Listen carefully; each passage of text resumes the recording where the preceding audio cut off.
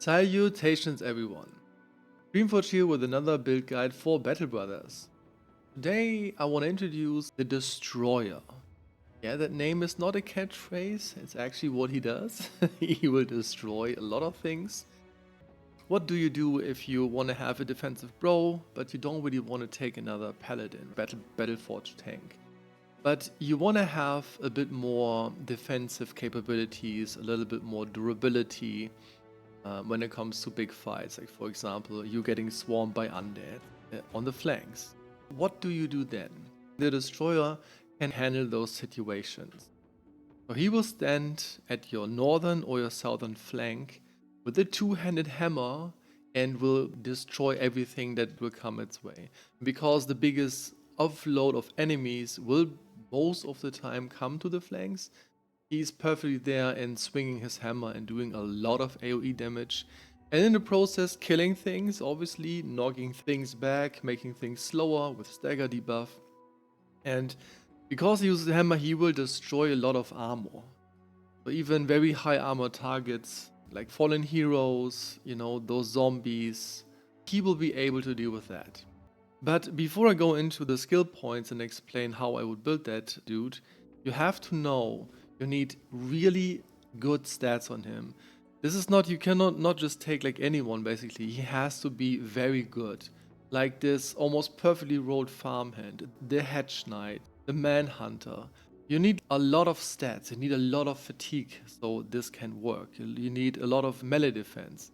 When you hire and you go for hiring, the best bros you find, that could be a destroyer. Endgame, super powerful, very talented, super bro, basically. So let's get into how you would actually build him. When you actually find him, which will be probably not at the start, not at all, I would obviously give him this because he's in the back. He gets more experience, you want to keep him going as fast as possible, so this is something I would actually take. He will be tanking, he need key things, gifted. He need Colossus. This is something I would take later on, but this is something he has to have. Steel Brow will be a thing. He will get hit, so you don't want to get him killed pretty fast by axes from orcs or something like this. He will need this 100%. Hammer Mastery because he will use a two-handed hammer. He's tanking and we kind of make reach advantage. So basically when you hit with a two-handed weapon, you get +5 melee defense for every target you hit. And because, and I can just show this now, you use shatter, you hit up to 3 targets, this is then +15 melee defense. And he has a lot of melee defense regardless, he has very big armor, and this is kind of where his tankiness is coming from. So this perk is mandatory for the Destroyer. You will be swarmed by enemies, underdog is, I feel like, a no-brainer.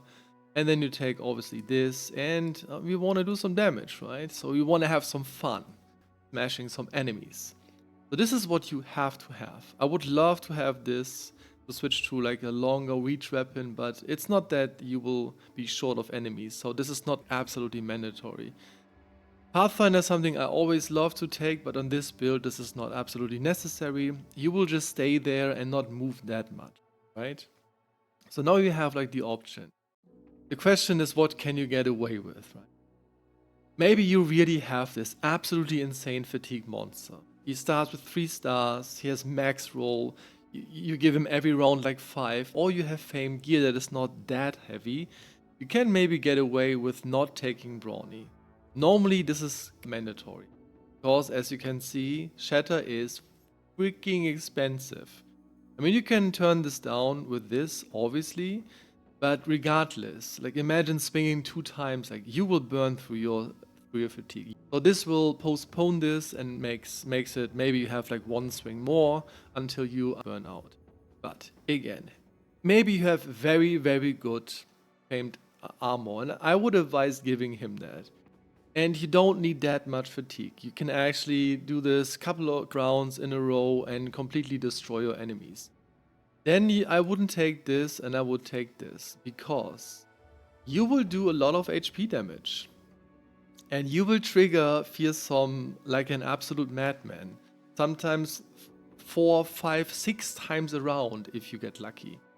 So this is a really good fearsome proccing machine, which will obviously is very, very, very strong on him.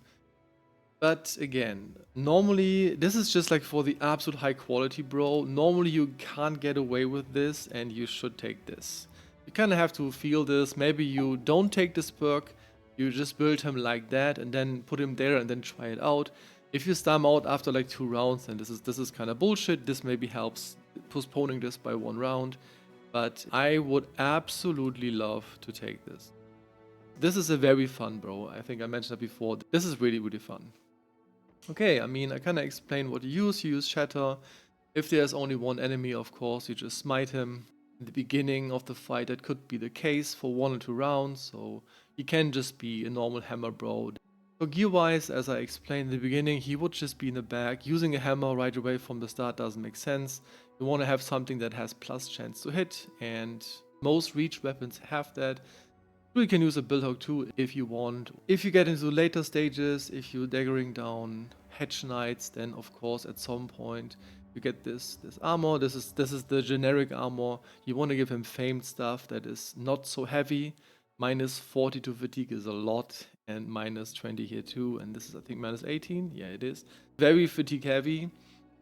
So you want to use maybe fatigue less heavier stuff, so he has more fatigue to work with, which mean more destroying, more shattering, more knocking back.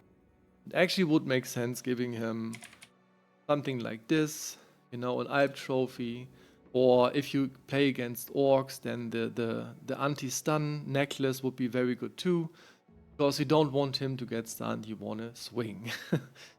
And preferably every round. So how do you actually level him? You level fatigue almost every level, you level melee attack almost every level, and you level melee defend almost every level. Because those stats you really need. You don't want to level resolve. You should have somebody who had at least like, let's say 45 or even 50 right from the start. Maybe he has the brave perk or something like this.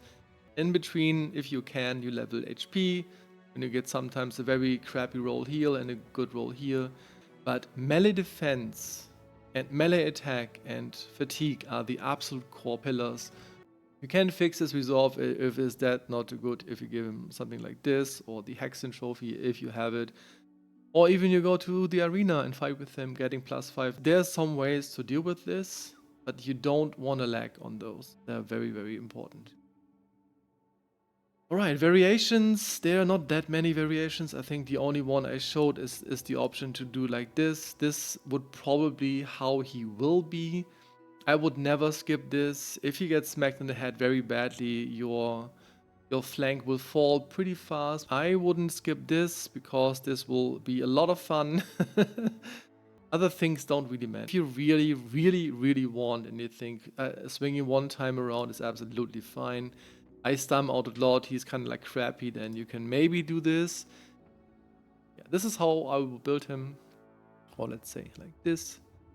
But this is, again, you have to feel this out, how good or bad this is. Because I think this is the build that will drain the most amount of fatigue of all builds you ever have. Anyways, let me know what you think about the Destroyer. I plan to have 2 of those. Actually, my next playthrough will be Peasant Militia. Again, I try to create like one of the strongest companies ever built, and 2 of them are absolutely great. And then I would skip on having so many normal paladins, so I will be a bit more offensive. Actually like this. That's for me with this one. I hope you have a great day, everyone, whatever you do, wherever you are right now, and I see you in the next one. Have a good one.